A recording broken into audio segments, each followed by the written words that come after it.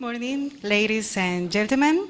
It is an honor to extend you the warmest welcome to the presentation of results of electric mobility assessment for Belize under the framework of the project Promotion of Electric Mobility in SICA countries, an initiative financed through the cooperation of the Republic of China, Taiwan, and carried out with the technical support of CCAD and SICA.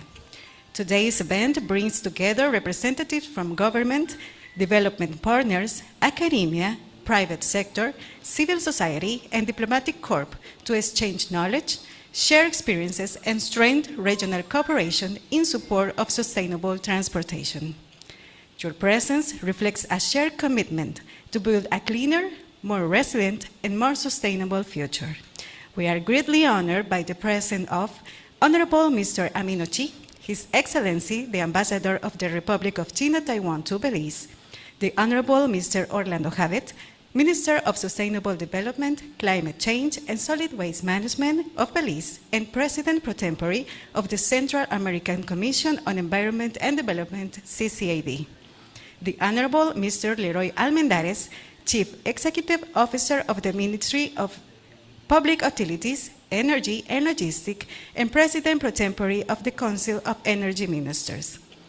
The Honorable Mrs. Marisol Castillo, Executive Secretary of the Central America Commission on Environment and Development, CCAD. We also extend a warm welcome to our distinguished participants in person and virtually in this important space for dialogue. Thank you for joining us. To start the program, it is our pleasure to invite the Honorable Mr. Orlando Javet to give us his welcome remarks.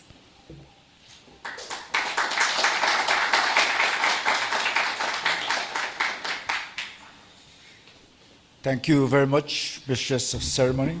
A pleasant good morning to all. I hope that we are having a real pleasant good morning. I don't know if the rains are coming again, but the rains are still good.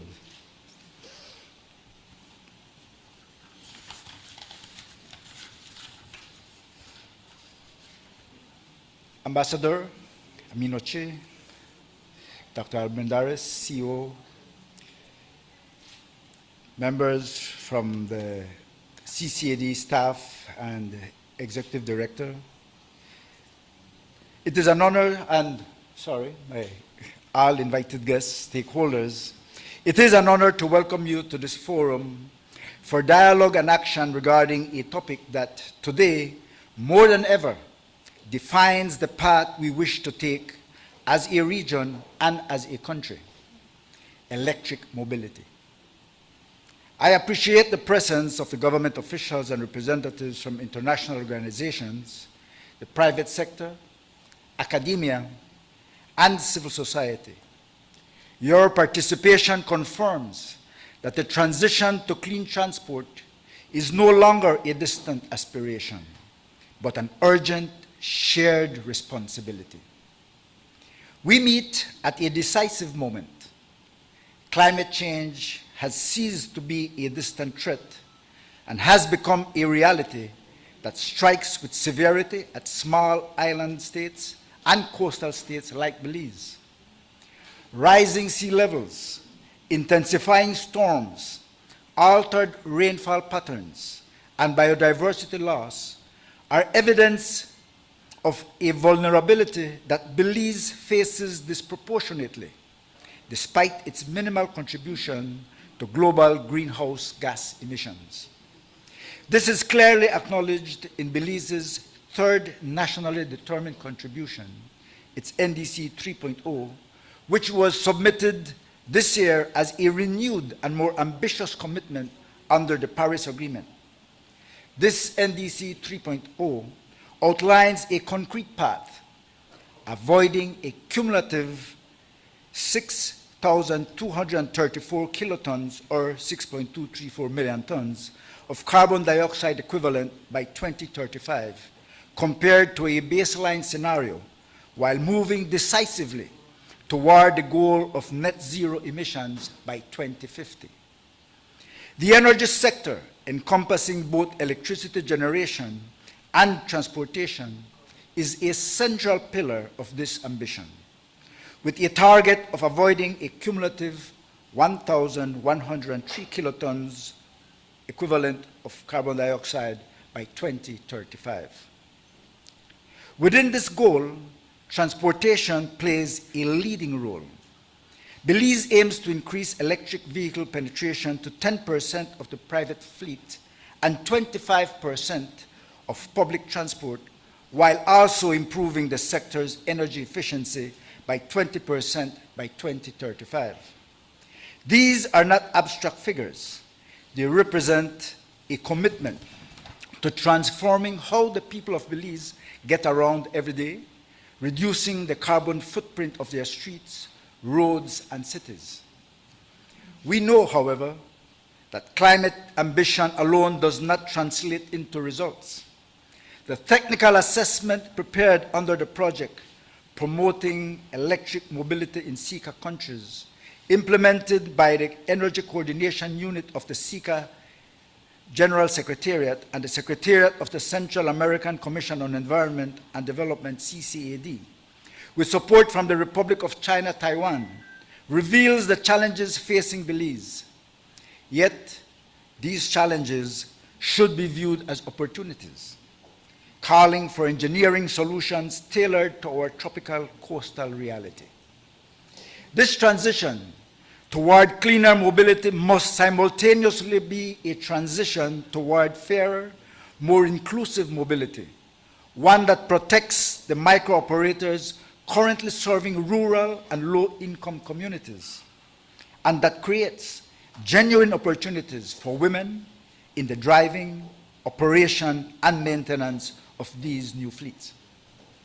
Environmental stewardship, climate resilience, and social justice are not three separate agendas. They are one and the same. Every electric bus operating on Belize's roads represents reduced polluting emissions, less reliance on imported fossil fuels, cleaner air for our communities, and a decisive step toward fulfilling the commitments that Belize has made to the world. This event serves precisely as a forum to share that assessment, discuss solutions, and collaboratively refine the roadmap that will enable us to reach the goal of having 77 electric buses operating in Belize's public sector by 2030. I extend my deep gratitude to the Republic of China, Taiwan, the CCAD Executive Secretariat, and the Energy Coordination Unit of the SICA General Secretariat for driving this regional effort to strengthen electric mobility. I also reiterate my appreciation to every institution present here. It is the combination of your expertise, political will, and environmental commitment that will turn this vision into a tangible reality for Belize and the entire SICA region. Good morning once again, and thank you.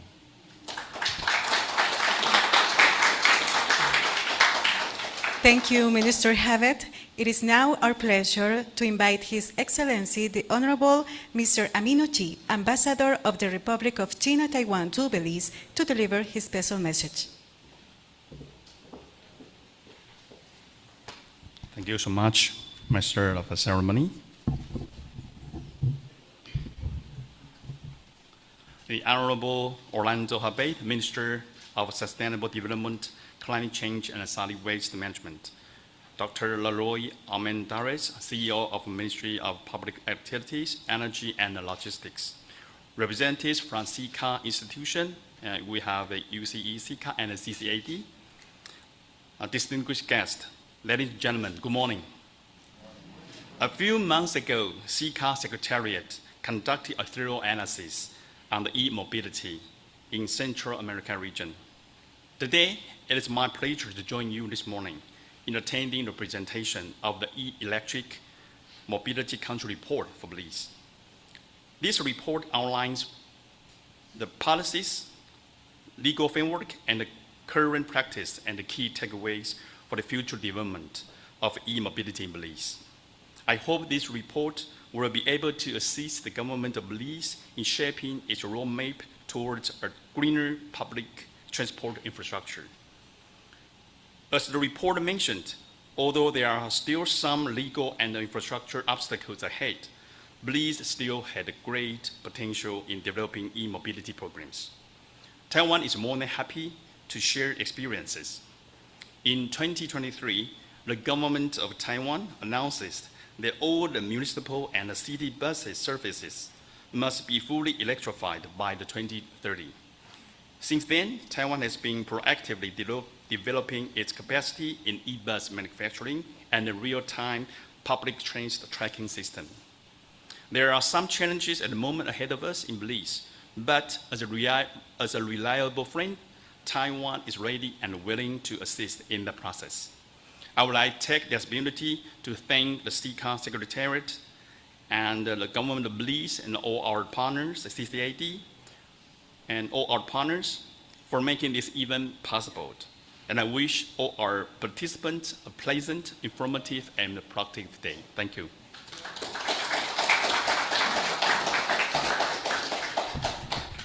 Thank you, Your Excellency, for your continued support and valuable partnership in promoting sustainable development and clean energy initiatives throughout the Sika region. We now invite the Honorable Mr. Leroy Almendares to give us his opening remarks.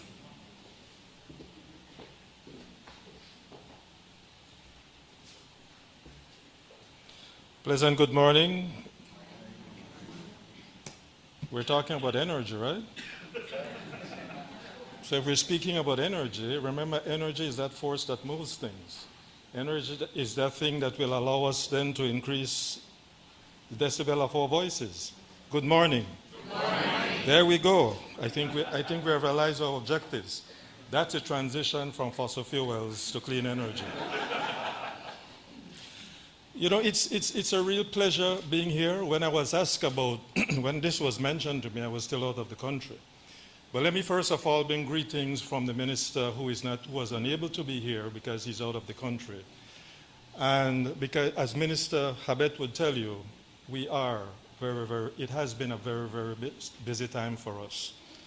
But when you look at what we're talking about today, because clean energy, let us think about the fact that what we've been using, fossil fuel, but to transition to clean energy, it's not the easiest thing, yes.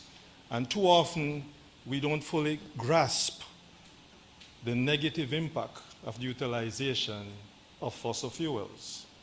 Though we may not be able to, and I do have a speech, but I didn't know I was supposed to speak, but anyhow. But though we continue to use fossil fuels, there are certain targets that we have met. Minister Habet mentioned certain climate change targets that we have met. And I can tell from our ministry, we look at renewables and the increased penetration of renewable energy. And by 2030, it's supposed to be 75%. Where are we? We're at about 52%. So that means we have a 23% deficit. We continue to hear, and I'll just speak about the ministry a bit before I go to the diagnostic. We continue to hear, yes, there's a need for the inclusion of solar energy. There's a need for the increased penetration of hydro energy, wind energy.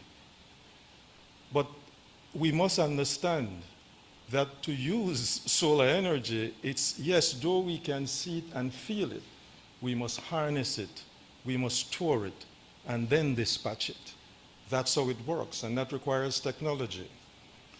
When we talk about hydro, for example, testings have been done, but what does that need to generate electricity? It does require velocity, that is speed of the wind, to turn those turbines to generate electricity. And again, a clean source of energy. The same thing with hydro. The last presentation we looked at, because of the ministry's involvement or partnership with the Ministry of Transportation, it gives us a lot of data. But for those who are operating within the industry, the transition, of course, is not that easy. Yes, it is true that when you use the current buses with gas and diesel, etc.,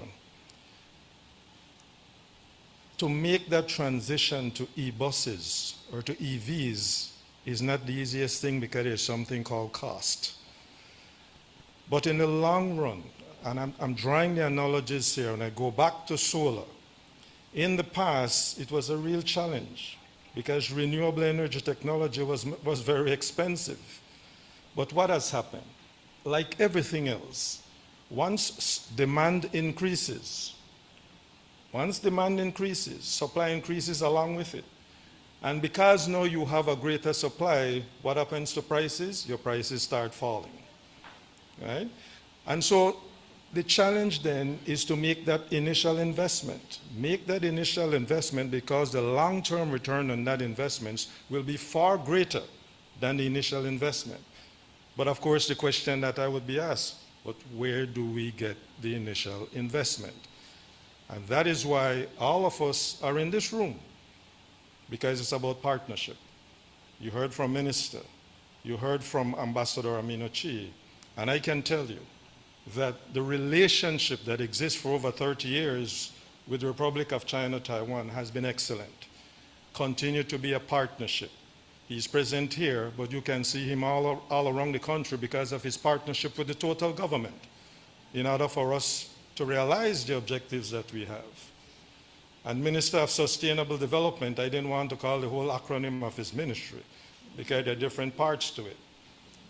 Just this morning, I think he was joking and saying he is becoming a star. It's because what we face currently, his ministry is so very critical. Now, our ministry, in many countries, a Ministry of Energy exists by itself, right, Ambassador? That's a ministry by itself. But embedded in this is the Ministry of Public Utilities, there's energy and there's logistics, which includes the Port Authority and the Post Office. Each one of those we're transforming, and transforming with the utilization of clean energy, clean source of creating greater efficiencies. And I go back to the diagnostics now. There were two buses in Belice City, and I heard the mayor boasting again yesterday, worthy of boasting. Because the last number I saw, when I saw him before, I think not too long ago, it was close to 300,000 riders. I think the number I saw not too long ago is 340,000. It tells you, and I've seen the buses, it's just that I haven't really taken a ride on it, and it challenges me every time, but I think I know where to catch it.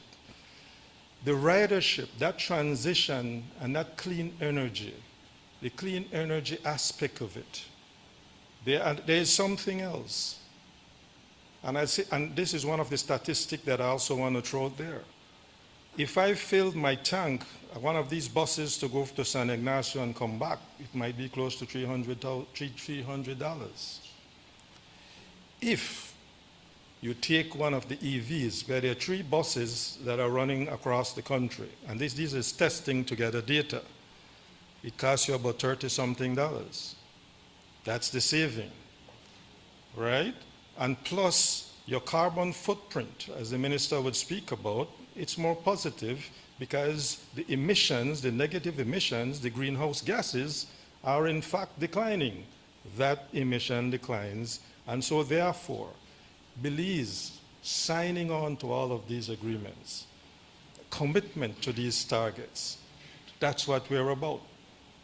And so I must say here, again, from our ministry, that's what we've been looking at, and I can tell you, currently, for those who may, those who may be listening, and I keep hearing about it, very soon, 80 megawatts of solar, and this is not a joke, because some people keep asking where it is. I can tell you, because I'm a part of that committee and I represent the government, by the first quarter of 2028, at the latest, 80 megawatts of solar will be added to our national grid, which will reduce our reliance on imported power from Mexico. Another thing is, through the World Bank, there's a project, because we keep hearing about batteries. You see how your vehicles work? How the vehicles work. If you turn on in the morning, but your battery poles are off, the vehicle doesn't start. So it charges and discharges and allows you to move. The same thing happens here. The World Bank is financing a program for 40 megawatts of battery energy storage system. What will this do? This will allow us to store that same solar, because I heard someone saying this morning, solar doesn't generate at night. That's true. but you can store solar power and discharge it in the night. You can do that. And at nights, it's when everybody wants to put on everything, and so you can have a period of time where that would work because the demand is greater then. But all of this tells you, no, that's just a part of it, but all of this tells you that the transition is important. So where EVs is concerned, we know it's not cheap. But like everything else, if we sit and think about it, think about the transformation only, 10 years pass, and we're still thinking about it.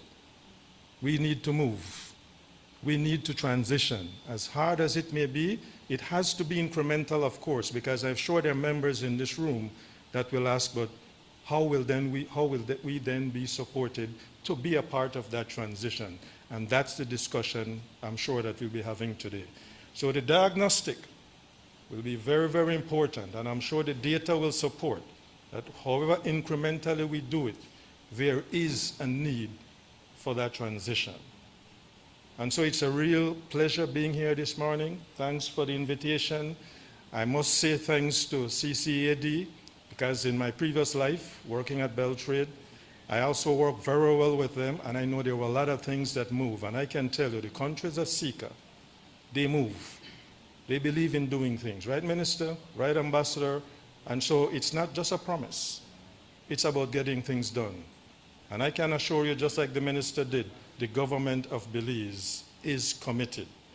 BL is also in the room, and I'm sure that, the focus on charging stations, before I wrap up, because some people will say, no passenger will wait 8 hours to decide if you want to charge your bus because it ran out of energy.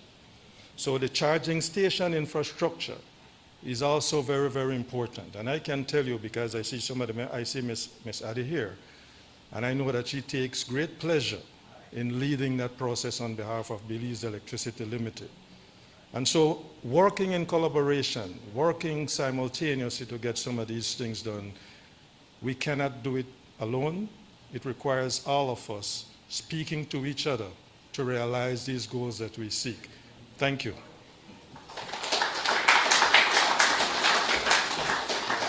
Thank you, Chief Almendares.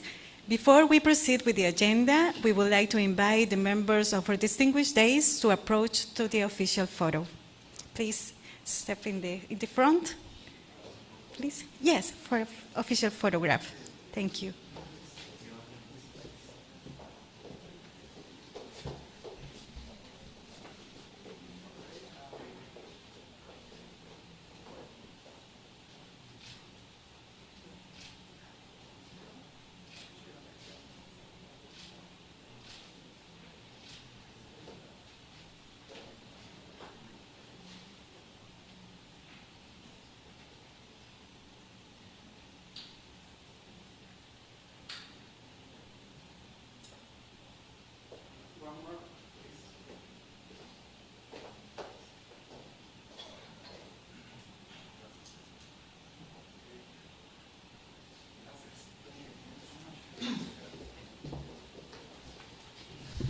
Thank you very much. We now turn to the technical segment that will provide the knowledge, evidence, and practical experiences supporting Belize's transitions towards electric mobility. Our first presentation will give us an overview of the promotion of electric mobility in Sika Country project, highlighting its objectives, achievements, and regional impact. To present the project, I'll give the floor to Mrs. Tania Martinez from Energy Coordination Unit of Sika.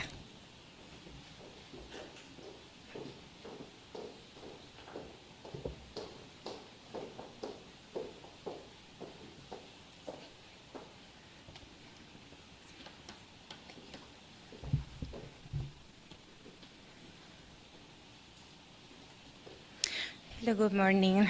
Thank you for joining us today.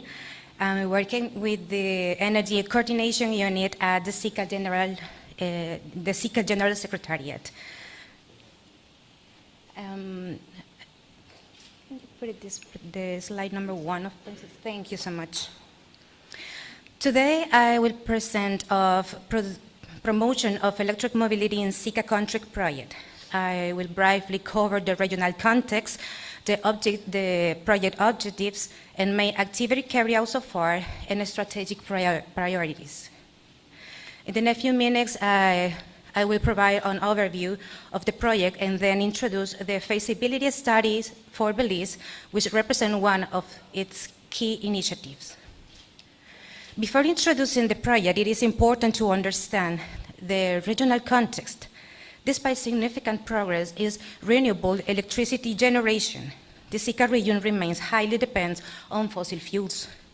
Petroleum products account for 51% of primary energy supply and 54% of final energy consumption, while electricity represents only 16% of final energy demand. Given the transport sector continuing reliance on important petroleum fuels, electromobility presents a strategic opportunity to strengthen energy security, reduce emissions, and better leverage the region's renewable electricity resources. Electromobility is already recognized as a regional priority through key policy instruments, including the Sustainable Energy Strategy 2030 and the Regional Environmental Framework Strategy.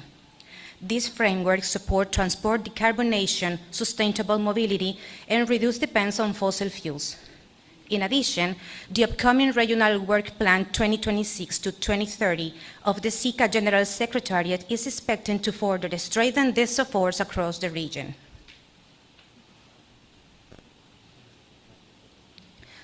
This initiative was approved under the 18th Joint Commission on Cooperation between the Sica countries and the Republic of China, Taiwan. It is jointly implemented by the Sica General Secretariat through the Energy Coordination Unit and the Executive Secretariat of CCAG. The project is also an important example of collaboration between the energy and environmental sectors, made possible through international cooperation. The project's overall objectives is to promote electric mobility and reduce dependence on the fossil fuels in the Sica region. To achieve this, the project focused on 4 main areas: feasibility study, electric buses and charging infrastructure, technical tools to support the energy transition, and institutional capacity building. The project is being implemented through pilot initiative in Guatemala and Belize. This pilot project will help assess the technical and operation feasibility of electric mobility, while generating valuable experience that can be replicated in other Sica member states. The project contributes directly to 3 sustainable development goals: SDG 7 on affordable and clean energy, SDG 11 on sustainable cities and communities, and SDG 13 on climate action. One of the project's main achievements has been the completion of the feasibility study for electric buses and charging infrastructure in Belize. The project has also organized regional webinars to share experience and identify capacity building needs across the region. The project has contributed to strengthening regional cooperation by participating in electric mobility platform in collaboration with international organizations. It has also worked with Taiwanese technology provided to exploring electric bus solutions for the Sica region.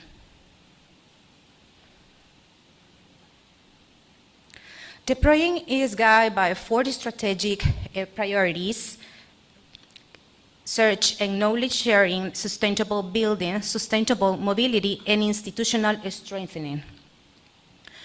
A key milestone under the sustainable mobility component will be the donation of electric buses and electric infrastructure to Belize and Guatemala, building on the results of the feasibility studies. These priorities combine research, infrastructure, investment, and capacity building to accelerate the transition to sustainable transport in the Sica region. Electric mobility is an important driver of the regional energy transitions and sustainable development. Thank you for your time and attention. Now, continuing with the presentation of the Belize feasibility study. Thanks.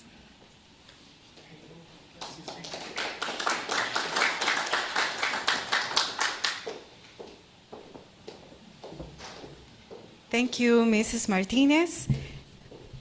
We thank to the Ambassador Chi for your presence and for agenda reasons he has to leave right now. Thank you, Ambassador.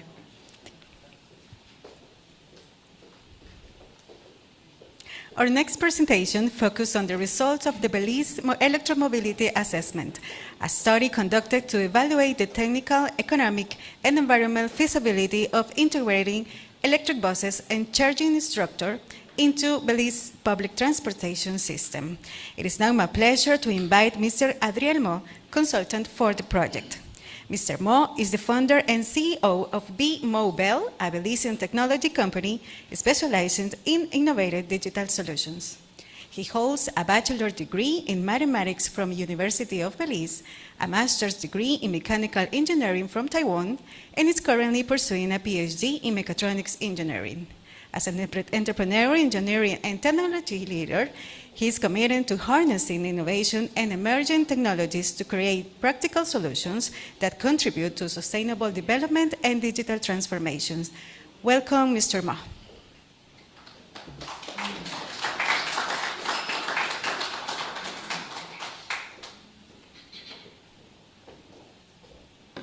Good morning, ladies and gentlemen.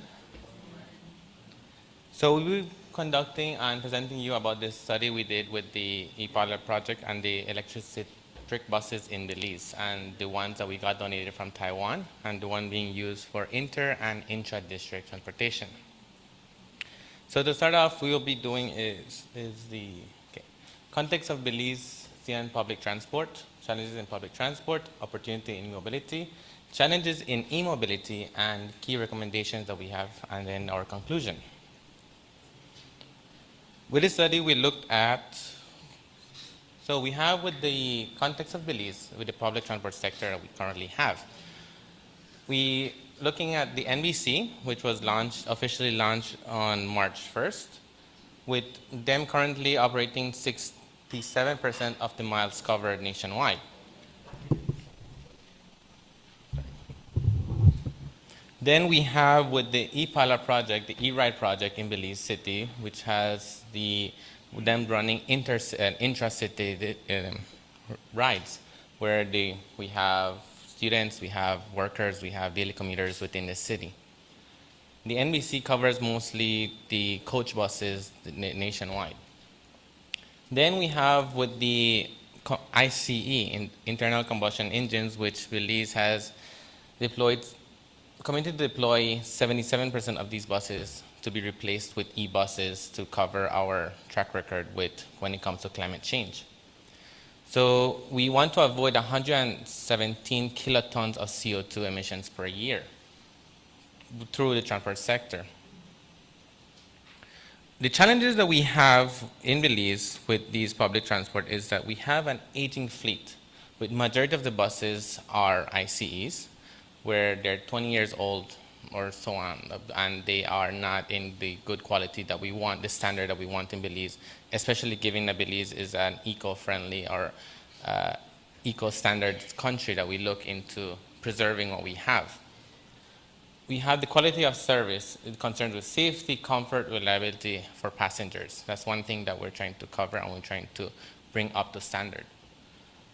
High fuel costs is one of the highest fuel costs in the region. So worse right now with all the global events that are happening, the wars and such, those increase to the fuel costs, which can also be undetermined.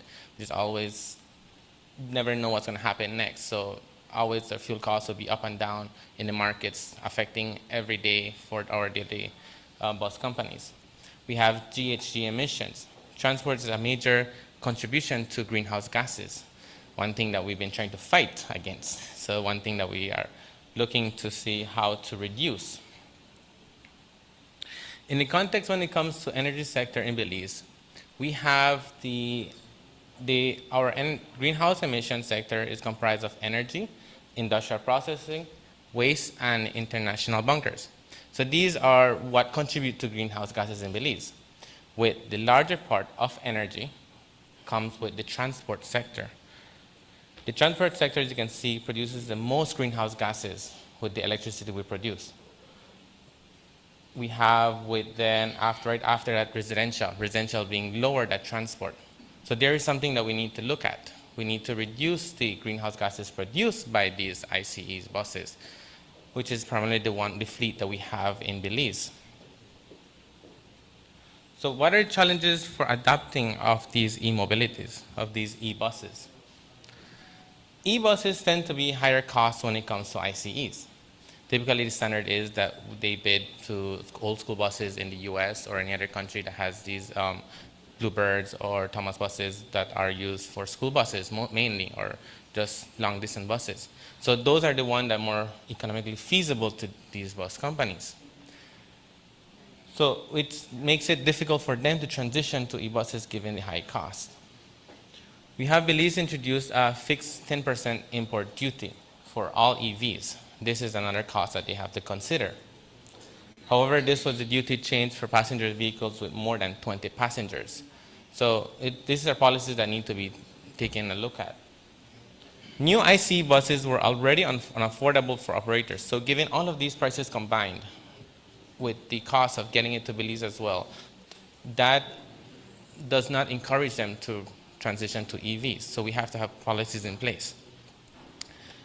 For an standard IC model is $150 US, with an EV is roughly $300, opposed depending on which company you get. But roughly an idea is $300,000 US.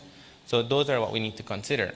And then landing costs would be up to $416,000, given all the additional taxes that we have to pay.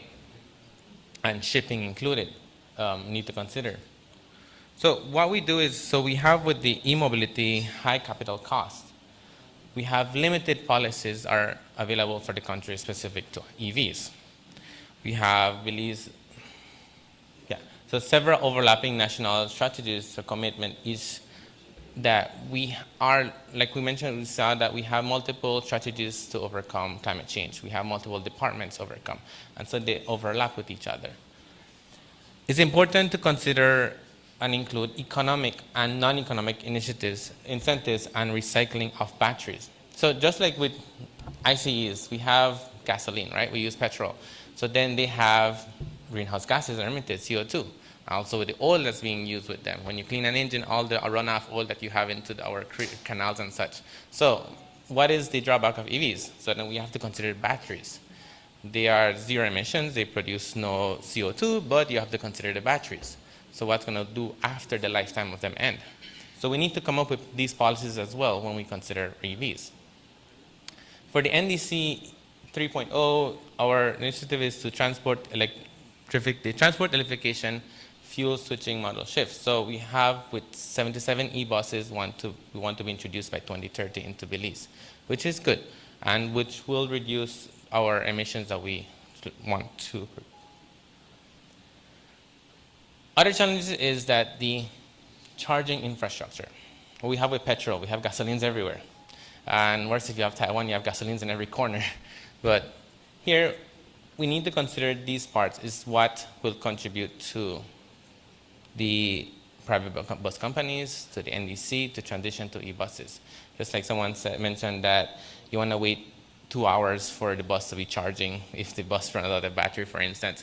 So we need to consider this part. You need charging infrastructure.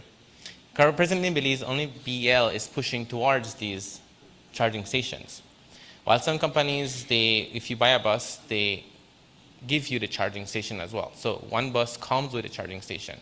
So those are some stuff that we have to consider when we choose a company or when we get the buses. So that should be no problem there. Is implementing it that we need to do and having extra just in case you need it along the road. These buses also, these charging stations that are existing in country mainly only cover buses and do not cover vehicles, private vehicles. So also encourage Belizeans to transition to electrified vehicles, not only ICE cars. So these are stuff to consider, and then that will encourage Belizeans to switch to EV, to continue protecting the climate as we are naturally born to do, as we are naturally raised to do as Belizeans. We have no standards have been set for governments to ensure interoperability. Many countries have these set plans, these set strategies to the T. I tell you, like, they have, like, even the chairs, the amount of chairs you can have, even the set of the chairs, some countries have. In Taiwan, for example, they are really strict. There has to be a specific chair or specific padding on the bus just in case of accidents, stuff like that. So these are strategies and plans that we need to initiate. You have to have a standard so to continue following that standard. When it comes to the charging stations, so if you purchase a vehicle with this charger, because there are different chargers, like for example with your phones, for example, you have iPhone and you have Android, right? Samsung.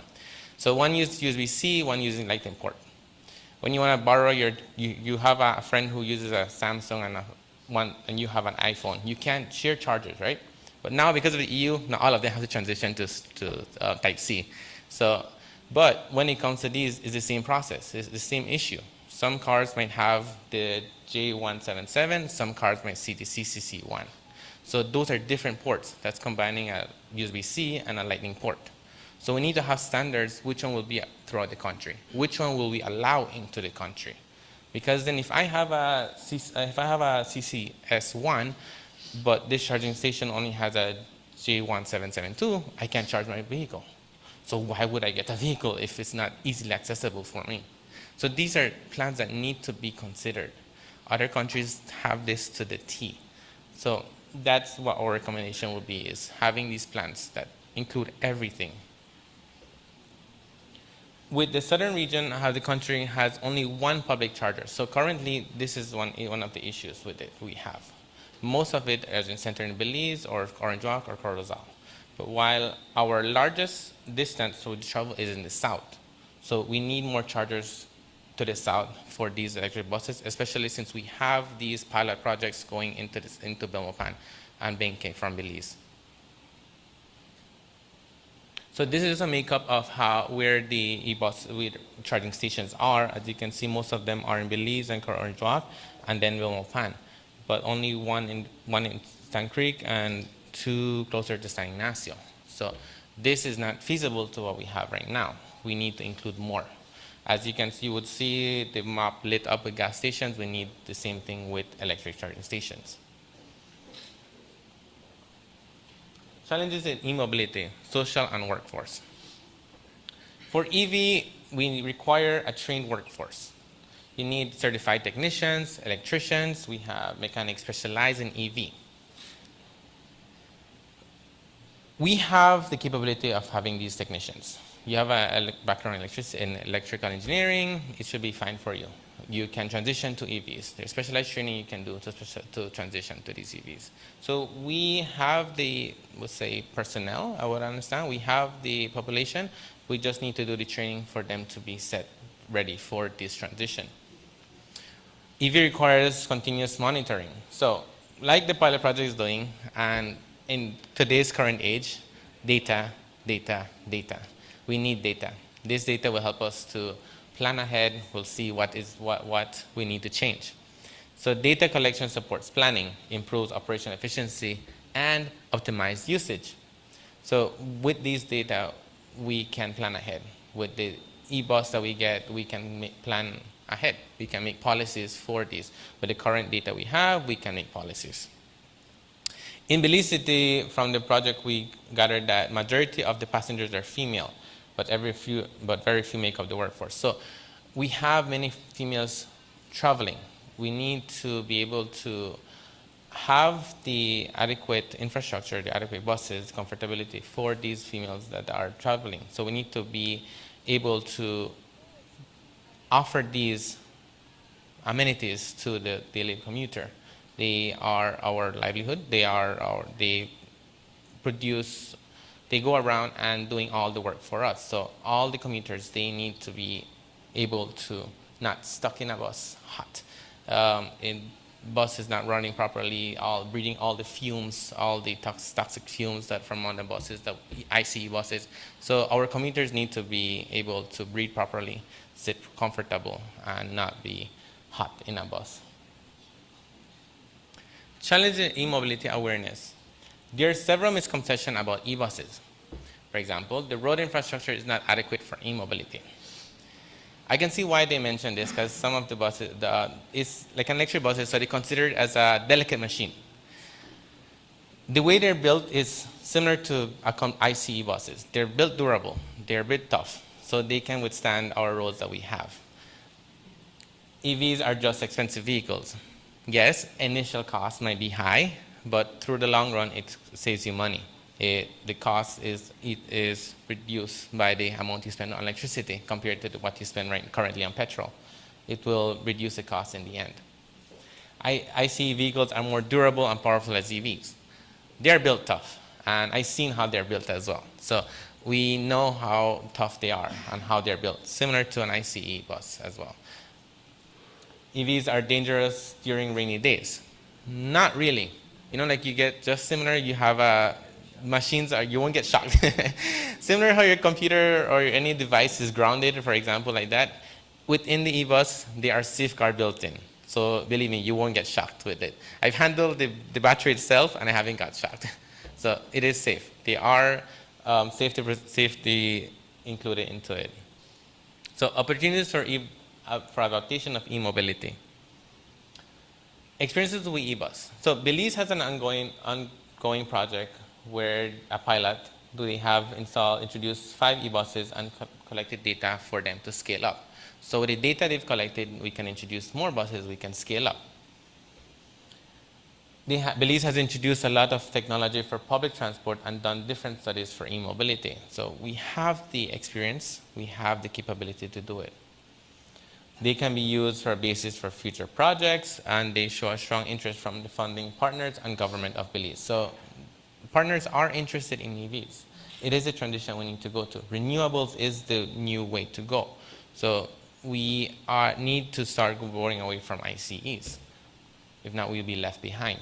So that is the future.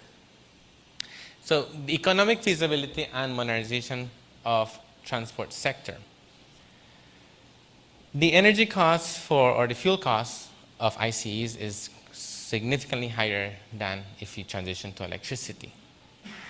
So currently, 60% of the revenues of ICEs for bus owners goes into fuel costs, with 40% less being for if you use electricity. So 46 cents US per mile for diesel, while opposed to 26 cents US for electricity. So there is the data that shows that you will have cost savings when you transition to EVs. Belize is in need of modernizing to the transport sector and e-mobility, which is the perfect opportunity now. Environmental feasibility. We have, of this, the transport sector produces the most greenhouse gases and has the most energy being used. From here, we have the differentiation of how much is being used for all the districts in Belize, where we have north, west, south, and Belize City, with the south being the most. So this is because of the long corridor that you have to run. So all of that fuel, all of that CO2 emissions is what for one cost for going to Benque, from Belize City to Benque. So we need to cut that as if you transition to electric vehicles. That's the energy being used, and the CO2 being emitted is most in the south, where I believe we have most of the greenery. So we need to do something about that part. We need to protect our greenery. So we have with e-mobility, you have regional cooperation. So we have similar barriers to e-mobility have been reported to other countries. So we have the absence of an e-mobility strategy. I mentioned we have different projects in the works where they overlap to each other, and we don't have a real direct, concrete e-mobility strategy of how to go ahead. Because again, we need infrastructure, we need chargers, we need these buses to be delivered to Belize. So these are all need to be considered. we do not know, cannot cover the grid impact. So for Belize specifically, if we get all of these e-buses, let's say like tomorrow we get all of them, we need to know how it will work on the grid. For instance, of all the energy that we need to be stored, one, or charging all of them overnight at the same time, how will that work? How will that look? So where it comes, we do have batteries that you can use. So storage batteries that would be the standard. You charge them during the day or during the night, and you charge them during the day using the batteries for the e-buses. So there are strategies in place where if the cost is too high, you can charge at this time with these batteries. So those is what we need to know, the grid impact all of these buses have. So we need to plan for these impacts that we would have. So need for capacity building in the workforce. So we need drivers, we need skilled drivers. We don't need drivers who will press the gas as quickly as possible, well, in this case, the pedal as fast as they can, and then brake and then destroy the brakes. So we need skilled workforce. We need workforce for our engineers, for electricians to handle these e-buses. So we need, and we're resistant to change. The issue is we are resistant to change. Some are like the old way, they prefer their buses that they have, and they take care of their buses. So we need to encourage this transition to e-mobility. So an absence of financial schemes. So this is what I would say would be the most impactful topic when it comes to transition to EVs, the finance. So international partners, we have Taiwan, for example. They are pushing for zero-emission passenger cars by 2040. We have also the electricity and public transportation sector by 2030. So currently, when I'm there, most of the buses I take are electric buses. Few of them are ICEs, but just because of demand, and they're looking to replace them. Since 2022, the scheme to replace older vehicles has resulted in 124,000 replacements. So they reduce, with a reduction of 529,000+ metric tons of CO2 emissions.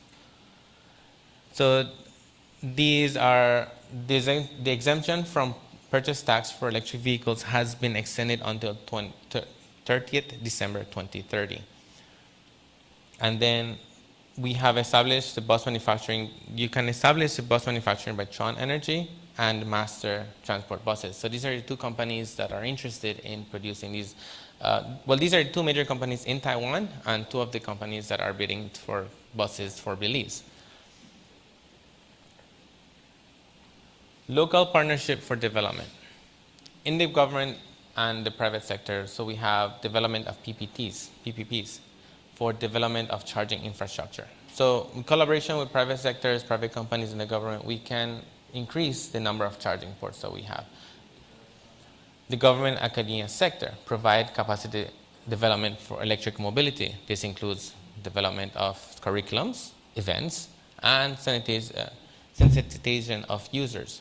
So I believe in Orange Joak, they had introduced at the IT Vet some training courses for electricians for EVs, correct? So these are what come along with this transition. You can open up new branches, open new brackets, open new courses for people to look at. They can more experience, more skilled workforce that we have. Open up their minds to some other topics that we're at the customs in Belize.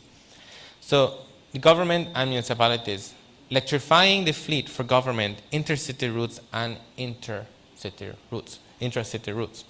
So they want to see more electric vehicles, more sustainable vehicles on the road. So this offers comfort. This offers more standard, a more reliable transportation. Because then with the buses, sometimes they might break down, for instance, or there's some issues that they have. So there is not a reliability of these types of e-buses. This will increase reliability for passengers. Banks, car dealership, insurance companies. I see we have ICB here. So these are open up a new bracket for insurance. For banks, new loans, new methods of offering financial assistance to these companies. Car dealership as well, they can bring in these buses and introduce them to the market. So it opens up more brackets more categories for these companies, more opportunities for these companies when it comes to EVs. Key recommendations we have are a government-anchored special purpose entity for EV technology. So again, when it comes to policies, when it comes to them setting the standard of what you want to have on the road, the standard of what you want Belize to be at. Define age and emission for threshold for ICE vehicles. Currently, we don't have the full infrastructure, but you should have a threshold that we want to remove all of the ICE vehicles from the road within Belize, which many countries are doing. They have a set timeline that they would want this and a workable timeline for all companies. A formal, transparent EV tariff schedule that should be enacted to cover electric buses. So what are the standards of here now? As per battery replacement packs, what happens if we need to replace a battery pack, which is rare, but can happen. You never know what's going to happen. Maybe an accident happens and then the battery pack gets hit, so we need to replace the battery pack. So what scheme do we have to bring in another battery pack from our manufacturer? Those are things that we need to consider when it comes to our cost of the vehicle, or overall cost. Equipment, technical tools, and diagnostic systems. Will those also be charged when they come into country? These are stuff that the company will be considering to know if they should invest into these EVs. A draft EV charging standards for ensure interoperability. Like I said, we need to have, why would I buy this e-bus if I can't use it? Why would I buy this car if I can't charge it where I live? So we need to have some set standards. Establish a national battery life cycle framework. When they die, what they're going to do with the batteries. Making the transition inclusive, people, workforce, and equity for the Belizean people. Our conclusion? So Belize has taken a decisive step toward electric mobility and continued momentum to establish a cleaner, safer, greener Belize. The creation of the NBC represents a strategic opportunity to scale up for these EVs, to increase our to go closer to our SDGs, to our climate action goals. Government officials, private sector actors, and the publics have demonstrated strong interest, underscoring board support for advancing its transition into EVs. As you can see, I keep seeing on the news that this is the new step, the new transition. We're at this point, we're looking into these partners. We will getting these e-buses. This is our goal currently. I always see updates on how we're moving. So I see us moving forward to electrification of our public transport. Electric mobility offers a pathway to green, economically viable transport. As Belizean, for me, I know that we care for our greenery, we care for our clean air, we care for our beautiful jewel Belize. So with this transition that we're seeing that we're going, I see a brighter future for us. I see where we will go into one of the cleanest countries around the region, around the world, I would say, that with the electrification, we reduce this amount of carbon emission, the greenhouse gases produced by Belize. And thank you. So that's our presentation we have for this e-mobility project. Thank you.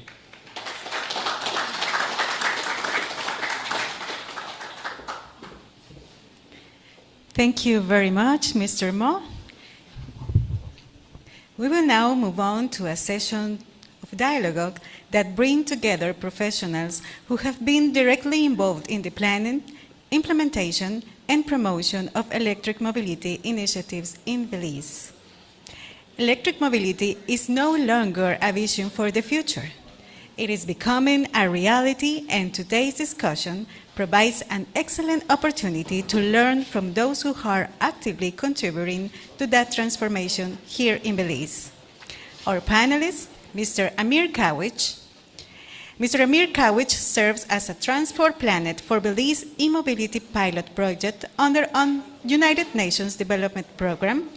Holding a master's degree in civil and transportation engineering, he has spent the past 3 years supporting Belize transitions towards sustainable transportation through initiative focused on electric mobility, public transportation modernization, and transportation infrastructure. Welcome, Mr. Kamich. Our second panelist is Mr. Neil Hall, E-Transit Coordinator. Mr. Hall has played a leading role in the development and operation of Belize City's electric public transportation system. His experience includes electric buses, smart mobility technologies, clean energy initiatives, public-private partnerships, and customer-focused transportation solutions that contribute to environmental sustainability and economic development. Welcome, Mr. Hall. Join us as our third panelist is Ms. Claudia Miranda, Administrator and Sales Representative at Evolution. Mrs. Miranda holds a bachelor's degree in business management and has developed extensive experience in business administration, operation, and customer service within electric mobility sector. Her perspective brings valuable insight into the role of the private sector in supporting Belize's transition towards sustainable transportation. Welcome, Mrs. Miranda. To begin this panel, I would like to invite each panelist to briefly share their perspective in the following question. Question 1. Based on your experience, what do you consider to be the greatest challenge for advancing electric mobility in Belize, and what actions or policies would you recommend to overcome it? Mr. Kamich? Okay. First of all, I just want to say thank you to the CCAD and the SICA team for this invitation to be part of this panel. I think we're starting with the challenges. Sorry. Yes, I repeat the question. Based on your experience, what do you consider to be the greatest challenge for advancing electric mobility in Belize, and what actions or policies would you recommend to overcome it? Okay, thank you. Yeah, so I'll try not to copy Neil in this. I know we've had a lot of conversations around this topic, and I think we do agree that, well, the main one will be coordination. Well, for me as a transport planner and part of a project, I think we are nearing the point where we're moving from a pilot to the scale-up. And when I look at the scale-up, the main thing that I think might be the challenge is, are we able to power, operate, and sustain electric buses at a scale every day in Belize, right? So the main coordination, that would be the energy and the transport sector. Because when we're dealing with the pilot, it's about learning where can we buy the bus, how do we install the chargers. And I think we've developed that capacity in Belize already, so we're moving up. And we're now going to have to worry about, well, okay, there's similar things like, okay, I need my bus, I need to know my route, I need my schedule, but as well, how am I going to power these buses? So we can look at the energy, the power that is needed, the data that you're collecting as well, how are we going to use it? So with EVs now, that becomes part of your operation, the backbone of your operation. If you don't have energy, if you don't have electricity to charge your buses, then you have a lot of delays, the reliability gets affected. And so now all that charger, the transformers, the power lines, they become part of your operation. As well, now fuel was just a back end. I could go to any fuel station, I fill up, and then I cover my route. But now I have to think about the energy side. How am I going to manage it? It also has to be done responsibly. Make sure that I'm not affecting the grid, because I don't want to cause problems, well, for other Belizeans.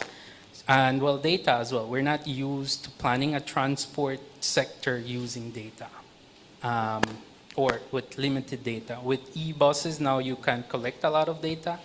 You can get this information, but what are we going to do with it? So how can we make it more efficient? How can we optimize our routes? So I think those would be three of the main things that I would highlight as challenges, or learning how to deal with them. I think there can be an opportunity for us to learn and be better in the public transport sector and in the energy sector. Thank you. Mr. Hall? Well, I don't have the memory to think and then speak eloquently, so I write my stuff down. I do apologize if I look down.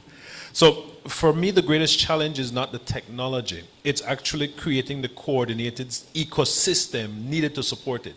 And much like what Mr. Kowich said, electric vehicles have already proven themselves. They are already proven to be reliable, becoming increasingly affordable, and now even more available in Belize, because that was a huge problem, what, four years ago?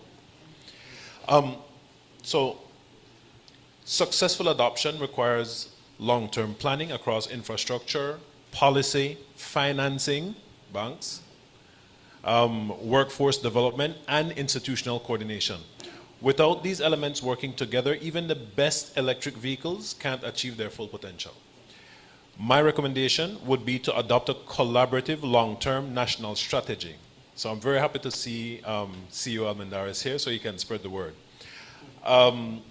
Because what we need to do is we need to bring together government, the utilities, the municipalities, the private sector, the financial institutions, the insurance companies, all of the development partners before major investments are done.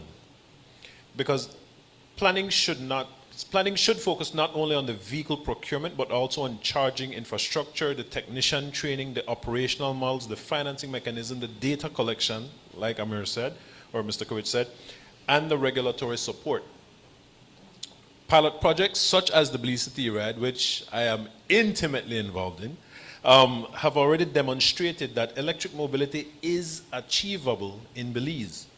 The next step is to use the lesson learned from these pilots to develop scalable, financially sustainable programs that can be replicated across the country.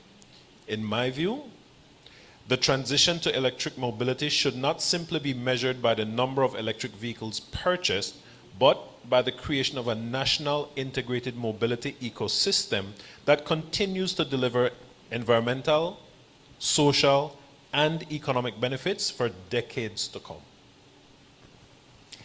Thank you. Mrs. Miranda? Okay, good morning, everybody, and thank you for the opportunity to CCAD and to SICA.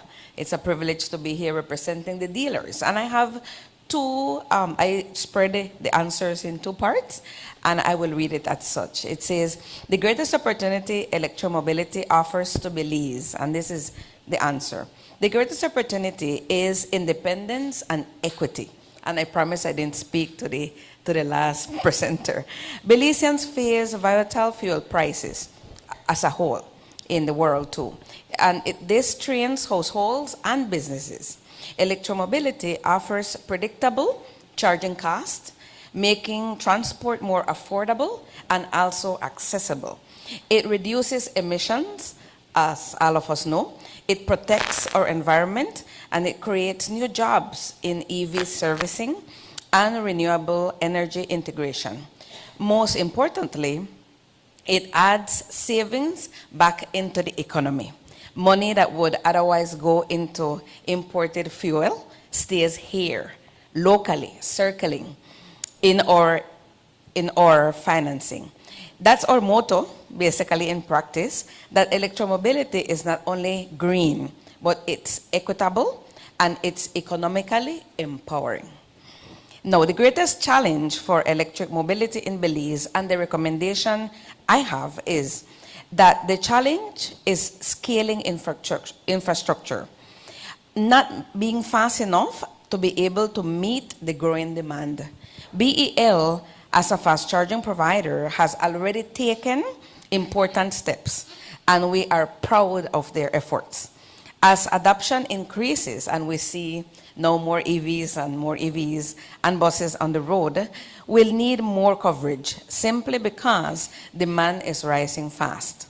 My recommendation is a phased rollout, starting with fleet and public transport hubs, or the collaboration with the current transport operators with fast charging infrastructure and logistics.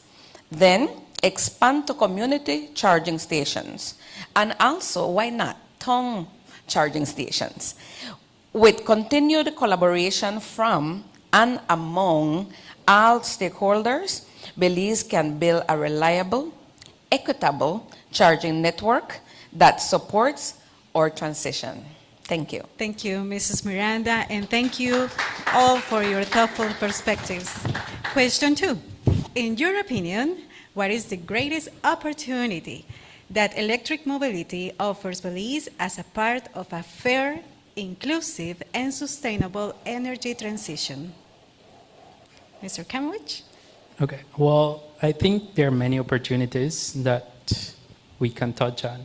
I think the presenter had mentioned some of them, but I want to highlight some of them in specific. The first one is the environmental.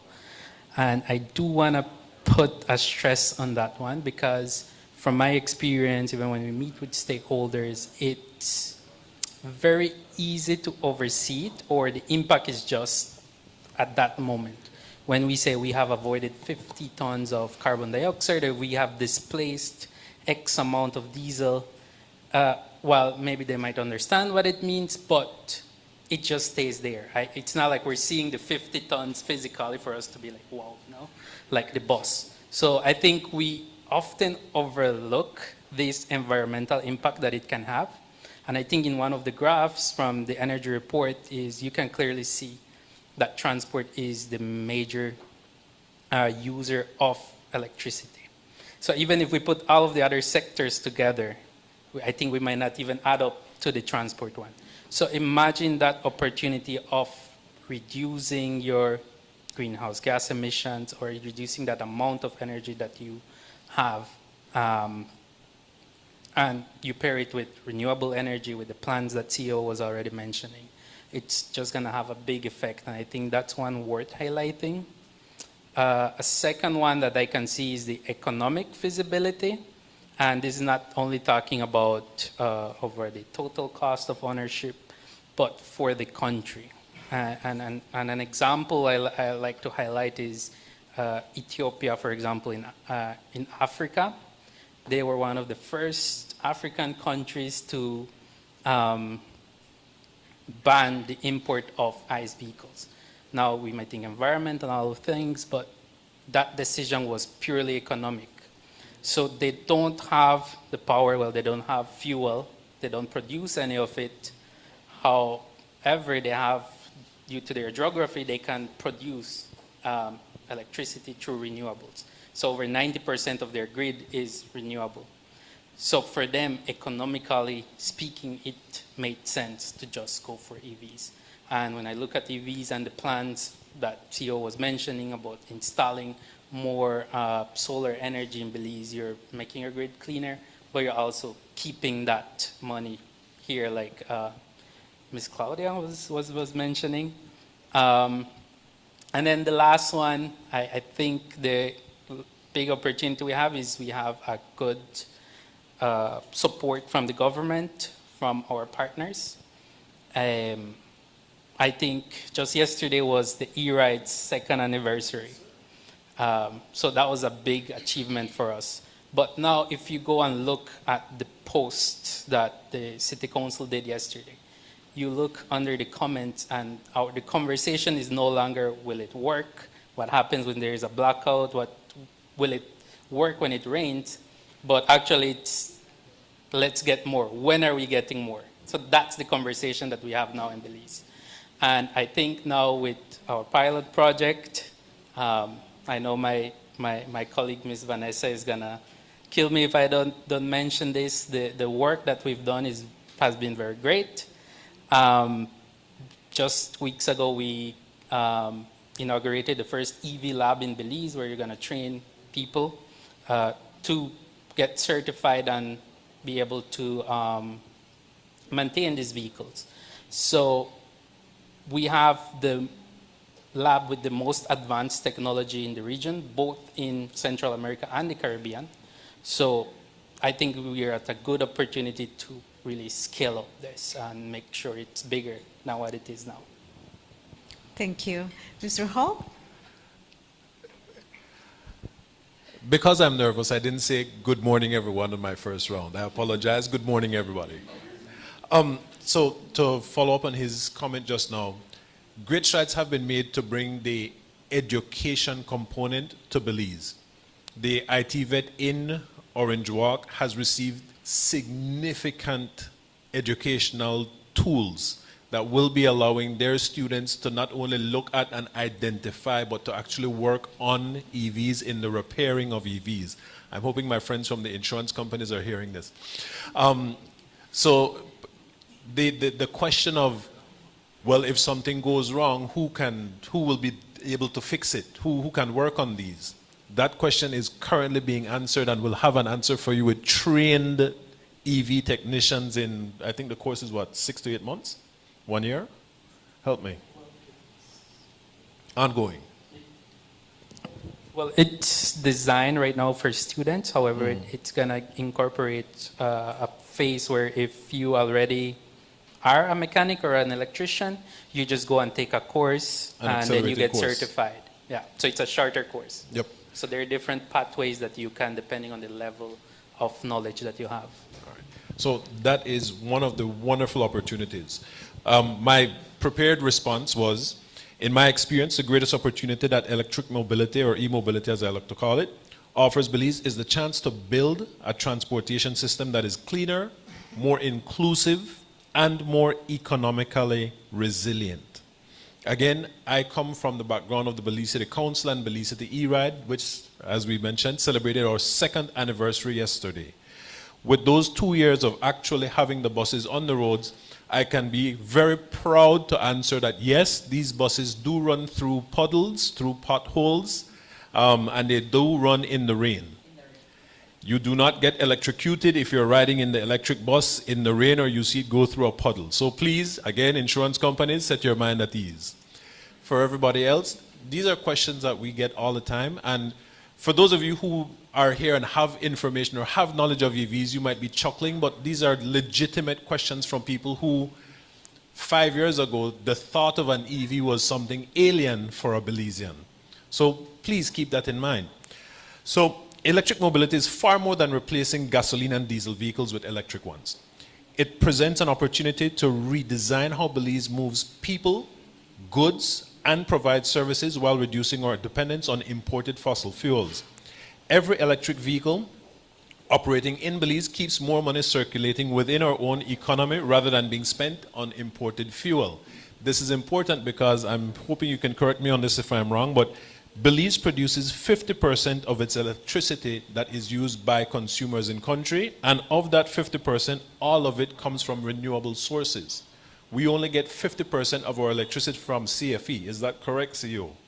Thank you, sir. See, I did my research before getting here. From our experience now with the Belize City E-Ride program, we have seen that electric public transportation can provide a quieter, more comfortable, and more accessible service while reducing emissions and operating costs. It has also demonstrated that sustainable transportation can improve quality of life for residents, particularly women, who are 70% of our ridership, senior citizens, who are 25% of our ridership, and students, who are 25% of our ridership. And persons with disabilities, by providing reliable and affordable mobility, not e-mobility, because honestly, that part isn't important for someone who needs to catch a bus to get to work, to get to school, to get home, to go from home to the store, to get back home, to cook a meal for the family. They just need reliable and affordable mobility. Looking ahead now, we need to see e-mobility as the potential to extend well beyond public transportation. It can support electric taxis, municipal fleets, last mile deliveries, tourism, and eventually we need to look into the adoption of a nationwide charging infrastructure. So you can see that most of the concerns are the same. But by reinforcing that nationwide charging network powered increasingly by renewable energy, and in so doing, Belize can position itself as a regional leader in sustainable transportation while creating new jobs, attracting investment, and improving energy security. And those are very important things from the national standpoint. 2 points that I just wanted to bring up. e-mobility represents something that, as Mr. Kowich said, is better for our environment. And most people hear that and they say, yay! But it's also better for your personal pocket. Because with e-mobility, you as not necessarily a bus owner, but simply an electric vehicle owner, while you may spend more in your initial acquisition of an electric vehicle, your total cost of ownership, like Mr. Kowich said, is significantly less. Just like with the graph that shows the cost of fueling a bus compared to the cost of or a diesel ICE bus, ICE meaning internal combustion engine. Bad habit, I always say it believing that people know what I'm talking about. So, from the top, as shown earlier, the cost of fueling an ICE or internal combustion engine bus, that means diesel or gas, versus the cost of fueling an electric vehicle, you're looking at approximately 1/2 to 1/3 of the cost of fueling with electricity. Meaning you're spending $300 for diesel, using electricity, you're spending approximately $100. You just saved, every single day that your bus, for example, goes on the road, you just saved $200. In a week, you've just saved $1,000. That $1,000 can go into your mindset of acquiring an electric bus. If you are a person who lives in Belmopan and works in Belize City, your fuel bill is approximately $75 a day.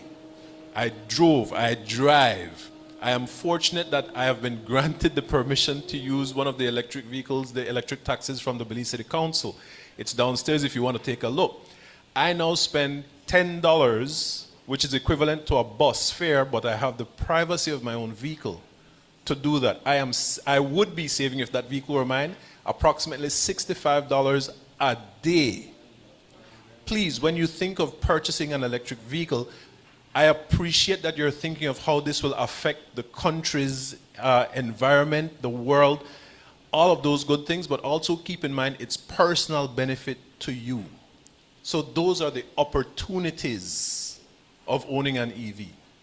Imagine this for a fleet of vehicles. Imagine this for when the government of Belize starts using EVs and their fuel bill goes down, so they have more to spend in giving us money back. Ministers, yes. But that's where we're coming to. So those are the advantages. One more thing. I've heard that we are looking for more women in electric mobility. I am very proud to announce that we have actually acquired our very first female driver for the Belize City E-Ride, and she should be thank you, sir. And she should start 100% driving on her own after her week of training on Sunday. So if anybody wants to ride the bus, I think she'll be working Sunday morning. Ride the bus on Sunday morning to see our very first female driver in action. Congratulations. Thank you. We're very, very proud of that. Thank you, Mr. Paul. My pleasure. Yes. Well, they have sold EVs better than I have. But I can say as a dealer ourselves, Evolution, we are so proud. We are very small, but we are so proud to say that we have already given in adoption about 30 plus EVs. And the experience is that in equity, let's focus about the word equity. They say that it's very expensive, the initial investment is high, but I can tell you that if you come to Evolution, you will see that the price is similar, if not, wow, cheaper than many of the other EVs or EVs as a whole. And we do this so that it's affordable to everyone. It's not only the elite or only top economic, stable people can have it. And for us, about 80% of the persons that have bought an EV, from Evolution, are common workers, common people, mothers, people that are entrepreneurs, and people that work a 8-to-5 job. I can tell you the experience of one person. He says, I am doing the same thing I do for this week, for the month, and I paid only $120 worth of electricity, where if I use my regular vehicle, I would have paid about $700 to $750 for doing the same runs that I do with my EV. And he said, thank you. Thank you, not only for making it affordable to purchase, but to also provide the infrastructure. We do complement a home charger that gives you 7 kilowatts into your EV, not a slow 110, a 220 charger. So you have that 6 hour or average 8 hours, depends, 4 to 6 hours, sorry, to charge up back. And we call it an overnight charge, but it's not really an overnight. But they are so happy and working together with BEL and, you know, their use of the fast charger, which we commend them for it. And it's been wonderful for the people that have an EV. I can tell you that, to share some numbers, we have done an MPG versus MPGE calculator, and for every 20,000 miles that someone drives with the current fuel price, they're saving $14,600+ only in fuel. So we are calculating based on the price that we sell our EVs for, that within 4.5 to 5 years, you will get back your full investment of your EV. So before you pay your loan, you will have already saved the amount of money you paid for your EV back in your pocket. And that is excluding maintenance, excluding parts, excluding paying your mechanic. So, hey, EV is the way to go. Thank you, Mrs. Miranda. We appreciate your reflections. And before we conclude this discussion, I would like you to invite each of you to participate in one final exercise. Think about everything we've discussed this morning, from the challenges, opportunities, our experiences, and answer with just one word. If you had to describe electric mobility represents for Belize in just one word, what would that word be? I'll do the between response. Can you repeat the question? Of course.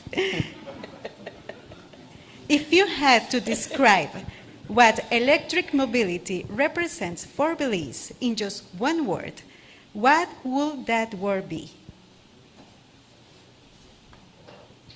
Can it be a joint word? Sorry? One word. One word, yes.